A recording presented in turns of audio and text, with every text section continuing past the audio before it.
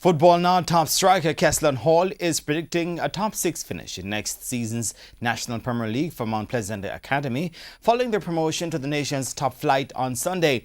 Hall, who scored 10 goals in the playoffs for the St Anne-based club and 32 for the season overall, is confident the team will not suffer the same fate as others before them, who only spent one season in the league before being demoted.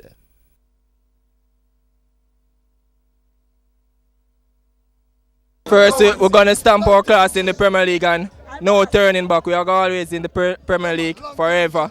The structure is the best in the country right now. Mr. Goal, you have to give him enough respect, goes out. Never see a man like him in this country. And surely we stamp our class in the top 6 in the Premier League.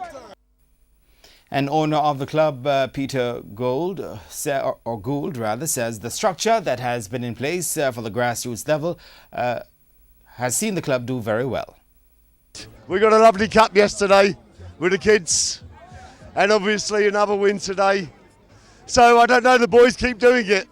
I've got a management in place, we're setting the structure up and we got the support. That's the main thing. So we go forward.